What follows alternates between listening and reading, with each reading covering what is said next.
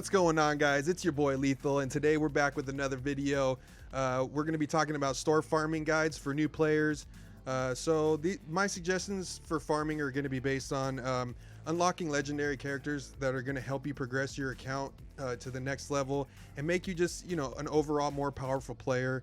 There might be a different opinion to what I'm going to suggest to you guys in the video because there are some decent characters that you can make a valid argument farming. However, I think this is probably going to be your best course of action as a new player. So without wasting any more time, let's go.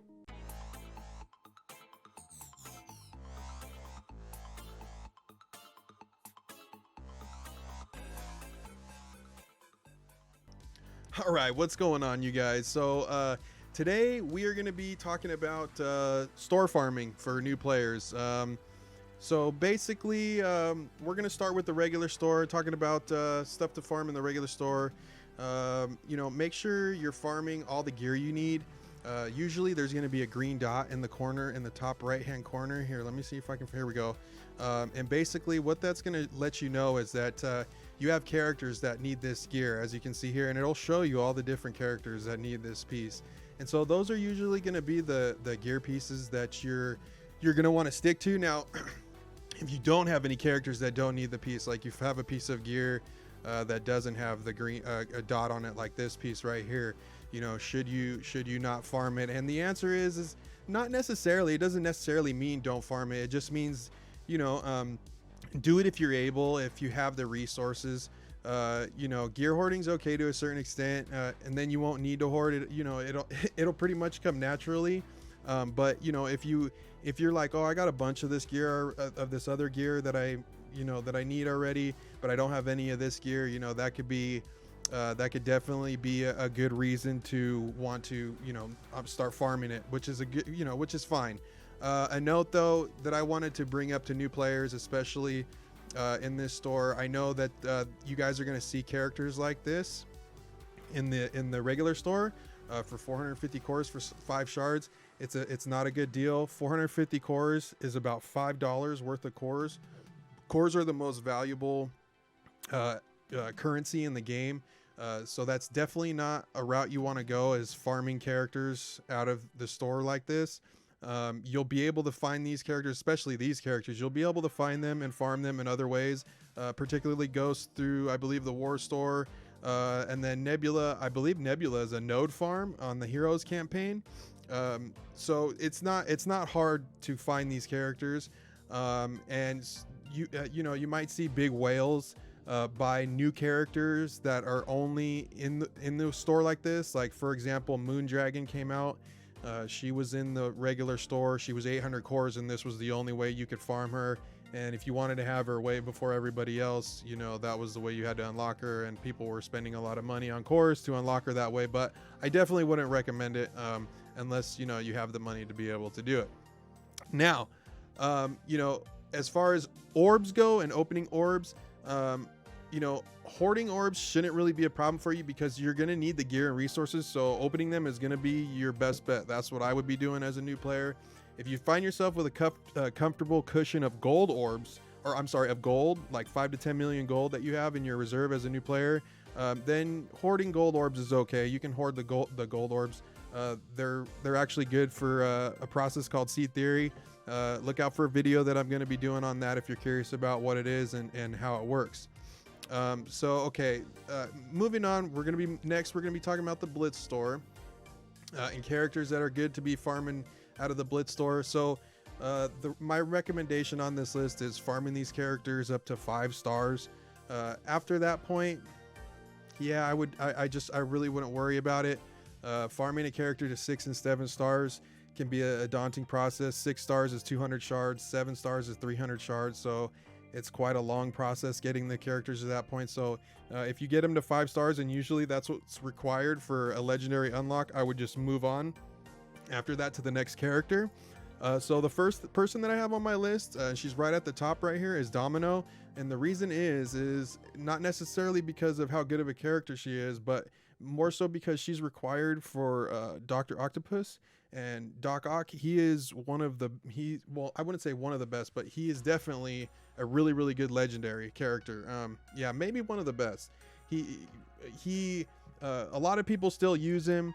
He's a really good support character, and he's definitely a legendary that would help strengthen up your account and make you a much more formidable player.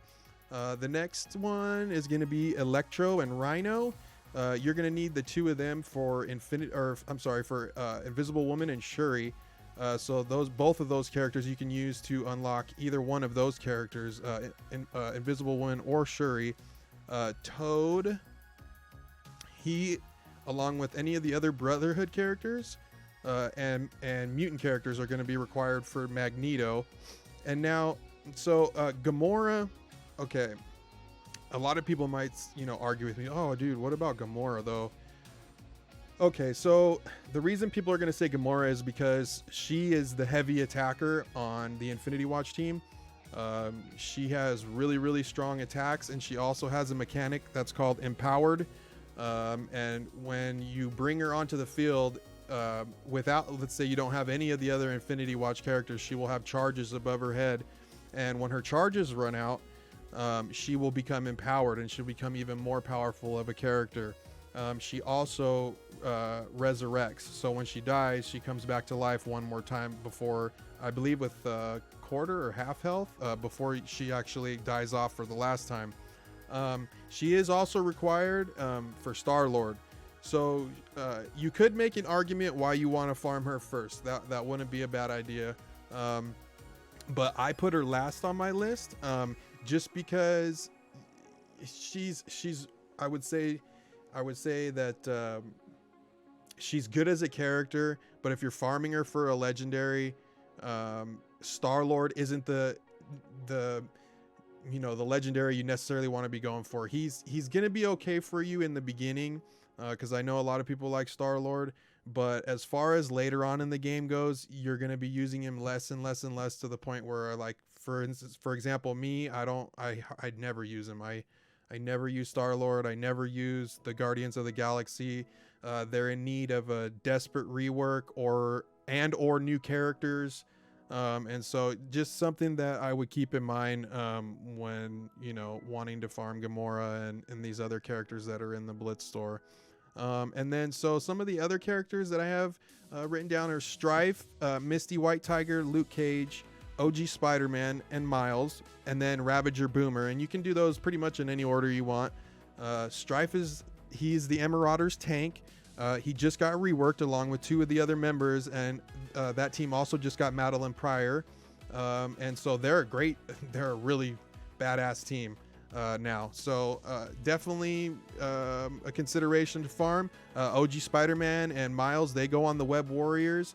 An amazing team. They're used in the Doom 2.3 raids, Doom 2 raids. So definitely good characters to think about.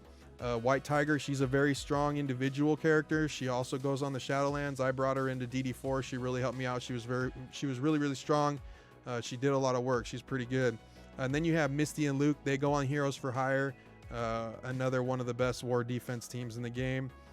But I really wouldn't focus too much on them till later, as far as that's concerned, just because war defense isn't going to be a concern of yours until later on in the game, when you're doing war attacks, and you're in a war-based alliance, or in an alliance that's doing war, which will probably be a little bit later on. Okay, and so the next store is going to be the Raid Store. So in the Raid Store, you're going to have Sharon Carter, Cloak, Yo-Yo, Cyclops. These are all characters that should be, some of your priority in the Raid Store. Cloak and Sharon Carter are really good characters. Sharon goes on the Secret Avengers team, and Cloak and Dagger with Deathpool as the new Warriors. They're all amazing characters, just the three of them. I'm using Cloak in DD5. He's highly recommended, but he's also very expensive, so keep that in mind. Yo-Yo's needed for Ebony Maw, along with Black Bolt and 4 other Inhumans. You will need a 5-star Asgardian team to unlock Black Bolt. So I would recommend maybe waiting to do Yo-Yo and the Inhumans until you're much closer to unlocking Black Bolt. That would be definitely my recommendation. And then as far as the gear goes, it's my same recommendation as the original, the regular store. Just farm what you need. There will be a green dot up here that lets you know, oh, hey, there's characters that need this gear piece. You can click on it, see what characters need it, and then farm it. If you're starting to get a lot of these pieces of gear, like I said, and you only have one piece of this gear and you have resources, yeah, you can farm it. It's not going to hurt anything. Just do it with just do it with a grain of salt. Just be careful about it. That's all I'm recommending for that. Okay, and so last but not least, we have the arena store here. And so as you can see on my new player account, I don't have the arena store open yet. I'm very close. I'm at level 29, so I'm very close. So I'm going to look at the arena store right here on my tablet. So for the arena store, this is where it's going to start to get a little bit tricky as a new player, because there's going to be so many good characters for you as a new player. But at this point, if you're looking to unlock legendary characters, then this is what I would recommend. If you want Shuri and Invisible Woman, you're going to want to start with characters like Swarm and Vulture. For those two legendaries. Blob and Juggernaut are going to be good for Magneto. But if it were me, I would start with I would maybe think about starting with Deadpool, because again, a 5-star X-Force team you need for Doc Ock. Doc Ock's a really good legendary. The only problem is you're going to need to be able to farm X23 out of the War Store. X23 is farmable in the War Store. So if you are doing War, then you will be able to farm X23. So like I said, for some players that might not be a main concern. Instead, you might want to go with Swarm. You might want to go with characters like Swarm and Vulture, or Blob and Juggernaut for Magneto, because those legendaries might be easier for you to get. Now, Quake and Crystal, I would wait until you're closer again to unlocking Black Bolt. Drax is for Star-Lord. Again, like I said, Star-Lord is good early on. He's just not really used later on at all. I mean, like I said, I personally don't really use him. And then last, you have the shield characters like Security and Quake that you can use to unlock Iron Man. He's only a 3-star unlock, so it should be pretty easy for you to unlock Iron Man. For a new player at the beginning of the game, he's going to be okay for you. If you want to use him to help you progress through the game, that's okay. Excuse me. Just make sure that you're careful about how much you're leveling him up, and you don't level him up too much, because again, he's going to be on the Wave 1 Avengers team, which will help you out, and then later he'll go on the Power Armor team. But usually, again, Power Armor and Wave 1 Avengers, how often are they used later in the game? Not very much. But for newer players, that's going to be a little bit different. And then finally, a couple of characters that I just want to make mentions. So Scream, you could argue about farming her. She's a very good character. She goes on the symbiotes. It's just about how much access you're going to have to the rest of the team. Scream as an individual character, she'll be okay. She's a pretty good character. With her ultimate, she can put disrupts, and she can also clear positive buffs and stuff like that. So you could make an argument about farming her. And also Shatterstar, he's another good character. Him and Longshot on the X Factor team, those are both good characters. You can make arguments about farming for the raid store.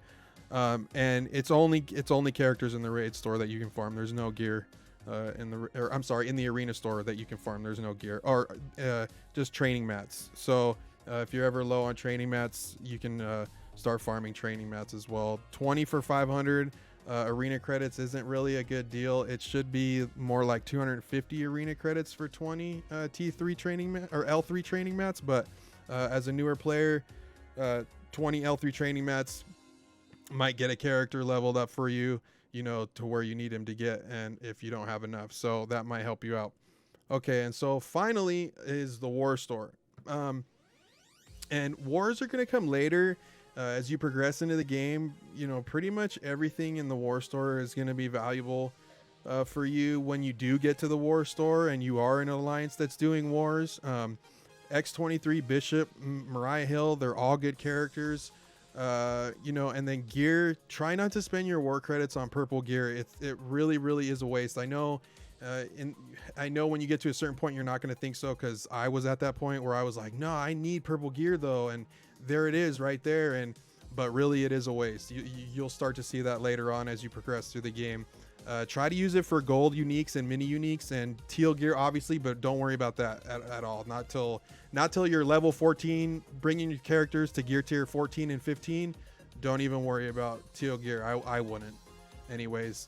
Or unless you just had a massive amount of resources and it didn't really matter, then maybe I would. But that's really where I would have my mind as far as all that, that goes in the war store. That's pretty much it.